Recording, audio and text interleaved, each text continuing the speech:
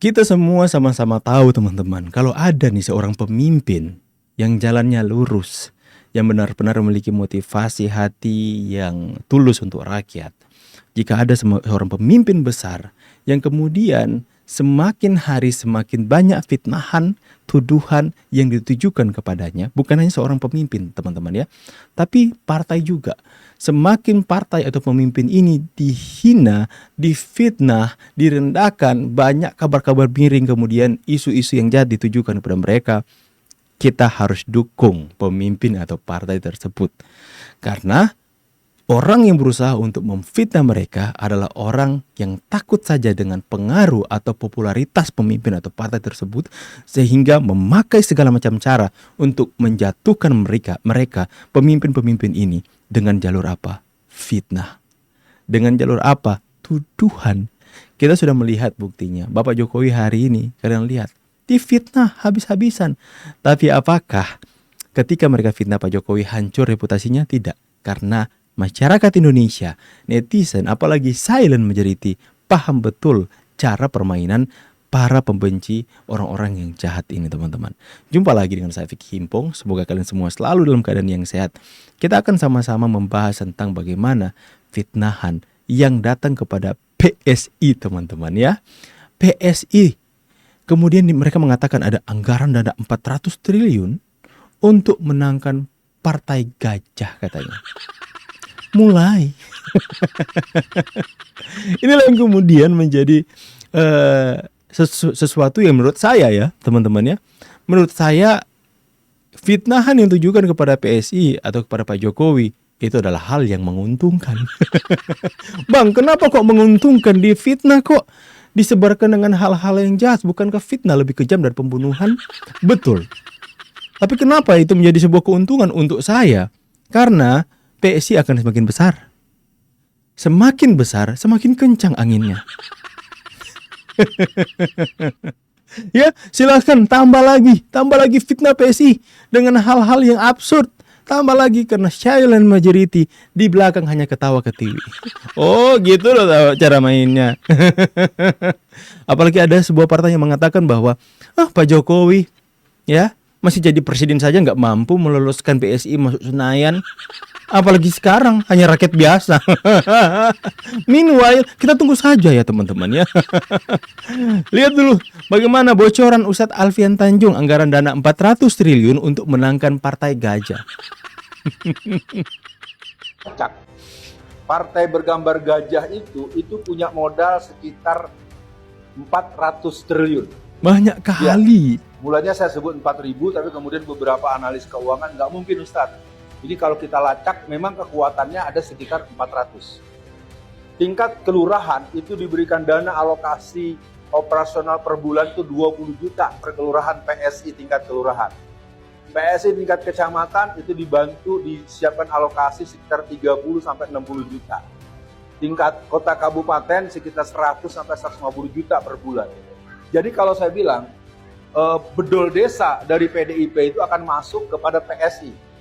Dan PSI akan menjadi tempat penyemayan gerakan komunis PKI yang dahsyat.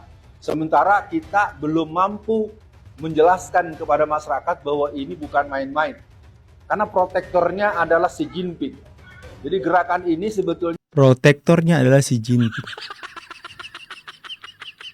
Bapak Ustadz mengatakan bahwa belum mampu menjelaskan kepada masyarakat. Mampu nggak Bapak menjelaskan kepada masyarakat data dari mana, fakta dari mana, kebenaran dari mana yang kemudian Anda sampaikan kepada publik bahwa PSI mempunyai anggaran dana 400 triliun untuk menangkan partai gajah, atau mempunyai dana 400 triliun lah untuk melakukan hal-hal untuk memenangkan partai gajah.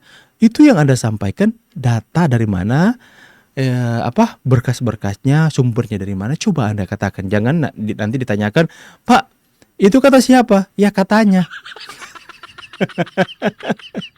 Katanya dan katanya. Kalau hanya ngomong doang, hanya menyampaikan narasi seperti ini, tentu saja saya secara pribadi tidak mau menelan mentah-mentah selama tidak ada bukti.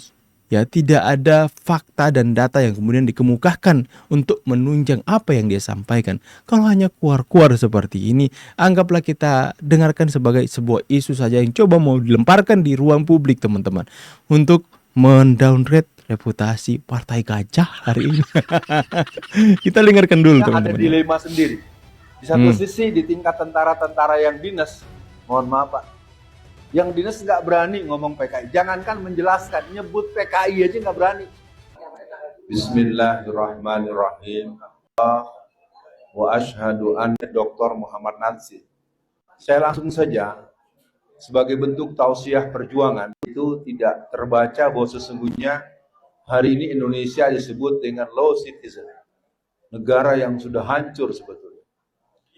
Yang kedua, saya mengajak semua yang hadir, mari kita pikirkan bahwa gerakan kita ini gerakan bola salju, gerakan snowballing. Kalau ini bisa kita lakukan sebagai bentuk refleksi, ketika G30 SPKI hampir saja berhasil, maka kemudian Oke lah teman-teman ya, kita lihat dulu kolom komentar. Ini komentar netizen beragam. Ustadz kok nyebar berita gak benar? Ada dikasih fakta malah dibilang berita gak benar. Ada pendukung yang bilang ya, berapa tronton kalau masuk ke mobil? Harusnya lebih waspada, yang harus ingat kasus. Bicara fakta harus ada bukti, di situ ada pembuktian. Kalau benar dari mana uang itu? Ustadz Opo iki, kira-kira orang ini kalau ditanya bukti ya jawabnya paling juga bilang katanya.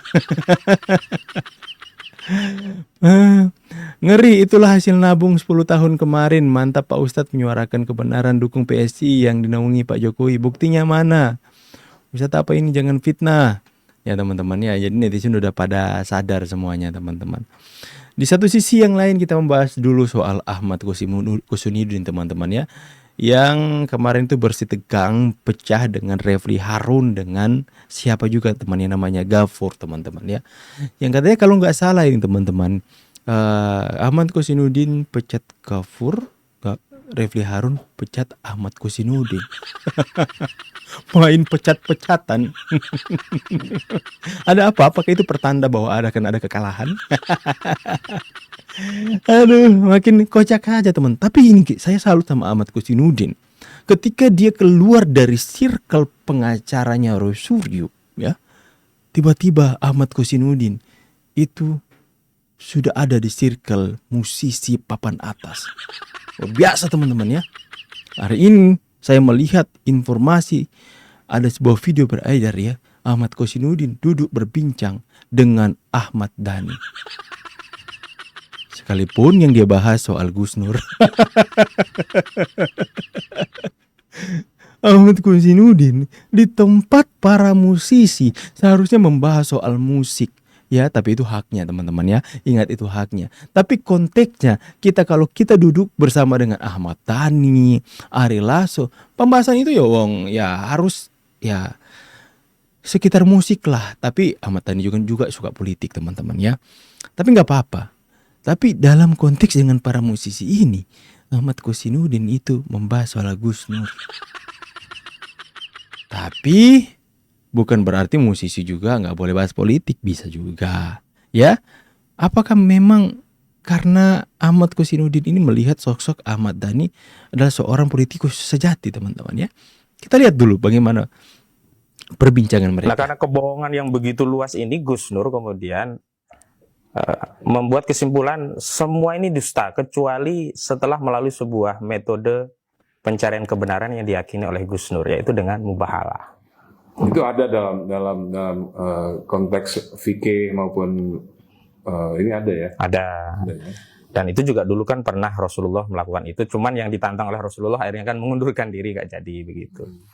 Terlepas metode mubahalah itu macam-macam variatif dan mungkin juga ada yang tidak sependapat dengan apa yang dilakukan Gus Nur, itu hal yang lain. Tetapi Gus Nur meyakini, ya memang tidak harus pendapat kan? Iya. Umat Islam kan tidak harus pendapat juga, makanya ada 4 imam. Mazhab, ya. Nah karena teman-teman ya, jadi multitalenta Ahmad Kusnudin ini multitalenta. Saya lebih senang kalau Ahmad Kusnudin itu berada di circle yang ini daripada circle yang sebelumnya. Tapi mau dimanapun Ahmad Kusnudin ditempatkan, pembahasannya tidak lain yang tidak bukan sesuatu yang berkaitan dengan ijazah Pak Jokowi. Mau kalian tempatkan dia di tempat para musisi, mau dia tempatkan dia di kalangan pengacara-pengacara, mau ditempatkan dia di acara pidato keagamaan teman-teman ya, pembahasannya soal Pak Jokowi. Tapi itu adalah haknya. Tidak ada seorang pun yang bisa melarang seorang untuk berpendapat di negeri ini kecuali fitnah, pencemaran nama baik. Dan seberapa kali Ahmad Kosinudin ini berkata-kata hal-hal yang tidak sama Pak Jokowi ya. Tapi nggak dihiraukan, teman-teman ya. Itulah yang kemudian menjadi pembahasan kita, di mana orang yang multi talenta seperti Ahmad Kosinudin ini sayang sekali jika dipecat dari tim kuasa hukum Roy Suryo. Nanti itu akan menggagalkan visi dan misi Ahmad Kosinudin untuk kliennya terus kalah. Enggak teman-teman, hanya bercanda. Maaf ya Bang Kosi ya. Saya itu berada di pihak Anda Bang Kosi ya. Ketika Gafur dan Refli Harun tidak menginginkan keberadaan Anda, ketika Bang Roy Suryo, Mas Roy Suryo mengatakan bahwa Anda lebih cocok jadi aktivis daripada pengacara atau kuasa hukum, itu menurut saya menyakitkan itu Bang.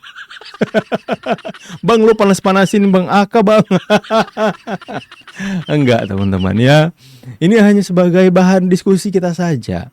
Lantas kenapa kita ketawa ketiwi? Ini hanyalah gaya pembawaan konten agar supaya kita tidak tegang membahas tentang perpolitikan. Kita tidak marah-marah tapi bawa dengan santai, dengan cara yang humoris seperti ini. Kalian lebih suka kan bawa seperti ini dengan cara yang serius, tegang, dan bikin ngantuk teman-teman.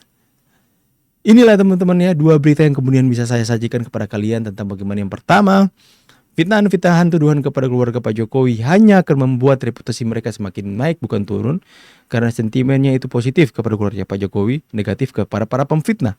Yang kedua, Ahmad Kosinudin ketika dipecat dari tim kuasa hukum Roy Suryo, dia mendapatkan circle yang lebih high level.